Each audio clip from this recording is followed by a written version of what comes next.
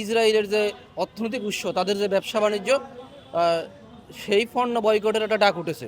কিন্তু পণ্য বয়কট মানে এই নয় সেই পণ্যের ব্যবসা প্রতিষ্ঠানে হামলা, লুটপাট। এটাও একটা নৈরাজ্য, এটাও একটা সন্ত্রাসবাদ। আমরা এটিও চাই না। আমরা চাই সেই পণ্যগুলোকে বয়কট, কোনো হামলা, লুটপাট নয়। হামলা, লুটপাট কখনো প্রতিবাদের ভাষা হতে পারে না। বাটা মূলত চেক প্রজাতন্ত্রের একটা মানে ওই দেশীয় একটা কোম্পানি, এটা আমেরিকান কোনো বা ইসরায়েলি কোনো সংস্থা নেই।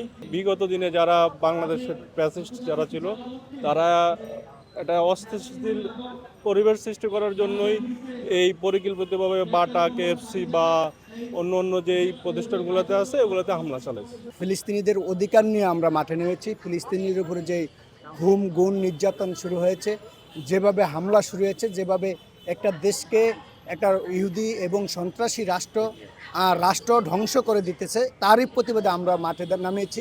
বাস্তবতায় এটা কোনো প্রতিবাদ নয়। এখানে কিছু শ্রেণীর লোক আছে এই আন্দোলনটাকে এখানেও একটা রাজনীতি গেম খেলানোর জন্য আপনারা এই কাজগুলো করে থাকে। আমরা চাই সুস্থভাবে ফিলিস্তিনের পক্ষে, ফিলিস্তিনের অধিকার আদায়ের জন্য আমরা মাঠে আমাদের যে অবস্থান কর্মসূচি আছে, বিভিন্ন কর্মসূচি আমরা তার সুস্থভাবে পালন করতে চাই। বাটাতে যে হামলাটা হয়েছে সেটা আমি মনে করি যে এটা পরিকল্পিত হামলা। এটা আমাদের দেশের মুসলিমরা যে ফিলিস্তিনের পক্ষে দাঁড়াইছে সেটাকে নস্যাৎ করার জন্য। আমরা ফিলিস্তিনের পক্ষে আছি, যেহেতু আমি মুসলিম। এই অন্যায় হতে পারে না। এটি এআই দ্বারা এডিট করা, এবং ছবিটি একটি ছবি আপনি দেখলে খেয়াল করবেন যে বাটার বাক্সের উপরে একটি লোক হাঁটু দিয়ে আছে, সে বাক্সটি ভাঙেনি।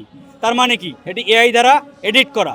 তো এভাবে এআই দ্বারা এডিট করে বাংলাদেশে যাতে পৃথিবীর টেক জায়েন্ট বড় বড় কোম্পানিগুলো আসতে না পারে, ব্যবসা করতে না পারে, তাদেরকে একটি ব্যাড মেসেজ দেওয়ার জন্য এই ছবিগুলো ষড়যন্ত্র হিসেবে বাংলাদেশের বিরুদ্ধে এডিট করা হয়েছে। ইসরায়েলের কিছু পণ্য আর কি বয়কট করার কথা বলেছি। তো কিছু বয়কটের কথার মধ্যে পড়েছিল হচ্ছে কেএফসি অ্যান্ড বাটা। কিছু মানুষ হচ্ছে এটা হচ্ছে দোকান দিয়েছে। তো আমাদের একদমই উচিত হয়নি সেই দোকানগুলো ভাঙচুর করার। প্লাস ভাঙচুরও করেছে, তারা হচ্ছে লুট করেছে। কেন ভাই লুট করবো কেন?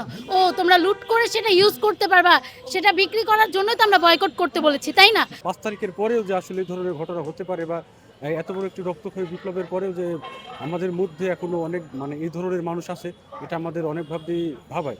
সে একজন সচেতন মানুষ হিসাবে আমি আসলে খুবই উদ্বিগ্ন এবং হতাশ। আমি এই বয়কটের পক্ষে, আমরা তারা ভাঙচুর বা তাদের জানমালের ক্ষতির পক্ষে নই। ঘটনাগুলো হয়েছে, প্রত্যেকটি ভিডিও আপনি বিশ্লেষণ করবেন, দেখবেন কোনো মুসলমানের পক্ষে এই লুট করা সম্ভব নয়। কারণ মুসলিম মানি সৎ, মুসলিম মানি ন্যায়ের পক্ষে থাকবে, মুসলিম মানি এই চুরি লুটপাট থেকে নিজেকে সবসময় রক্ষা করবে। এটি সম্পূর্ণরূপে ষড়যন্ত্রকারীদের কাজ, যারা বাংলাদেশে একটি অস্থিতিশীল পরিবেশ তৈরি করতে চায়।